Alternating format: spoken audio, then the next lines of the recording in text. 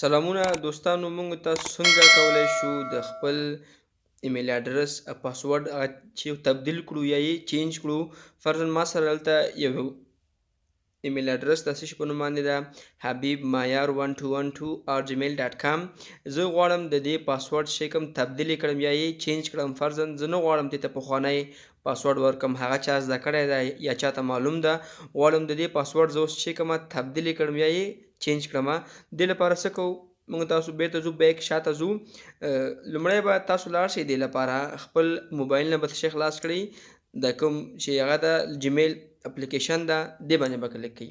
دې باندې مو چې کلیک دلته سر کې تاسو خپل چې وینئ پروفایل وینئ، دې باندې به کلیک کوئ. دې باندې مو چې کلیک تاسو به دې نه بعد څه شي باندې کلیک کوئ، منیج یور ګوګل اکاونټس، دې باندې به کلیک کوئ. سمه ده. دې باندې مو چې کلیک تاسو به دې طرف ته راشئ، داسې بیا به داسې لاړ شئ او بیا به لاړ شئ چې باندې به کلیک کوئ، دې نه بعد سکیورټي باندې. سمه ده.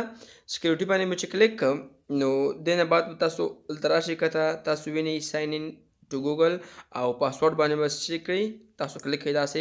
پاسورډ باندې مو چې کلیک دا به لږ داسې سره هغه شي، یعنې بیجي به شي. سمه ده. لږ به ورته انتظار وکړو.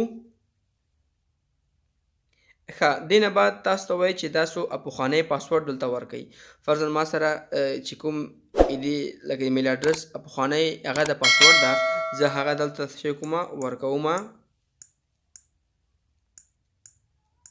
صحیح ده. هغه ما ورکړ او داسې نیکسټ باندې کلیک کوم. صحیح ده. کله مو چې نیکسټ باندې کلیک اوس تاسو ته وایي چې تاسو نوی پاسورډ درته ورکړئ. صحیح ده. دا به لږ داسې سره بیزي شي. ګوره هلته راغی وایي نیو پاسورډ، ته نوی پاسورډ دلته ورکړه.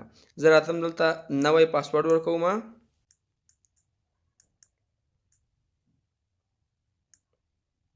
همغه پاسورډ مو چې دلته ورکړه هغه دلته څه شی راکوي، تاسو راسئ دلته کنفرم کوئ، یعنې همغه پاسورډ دلته بیا ورکوئ تر څو تاسو نه اشتباه نه سي.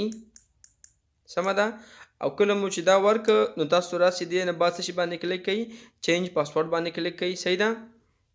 نو دلته تاسو ته یو اپشن راغی یور پاسورډ واز چینج، تاسو پاسورډ چې شو چینج شو. دلته بیا تاسو ته راغی ګوره دا اپشن پاسورډ چینج سکسسفولي، یعنې تاسو پاسورډ په بریالیتوب سره هغه چې شو تبدیل شو او تاسو ته دلته یو لکه ایمیل هم لیږي. صحیح ده. تاسو ووینئ که چېرته تاسو خپله خلاص کړئ ایمیل نو هغه هم تاسو ته ښیي چې هغه کې تاسو ته وایي چې تاسو پاسورډ چې شو چینج شو. دلته که تاسو داسې یا کلیک کوئ دا ګوره تاسو ته راغی دا اپشن یور پاسورډ واز چینج. صحیح ده. نو دا تاسو ته ټول اپشنونه دلته څه شی کوي درکوي. توجه مو نړۍ مننه. که تاسو ته څه مشکل وي دې کې نو کولی شئ موږ ته د دې ویډیو لاندې یو کمنټ پرېږدئ.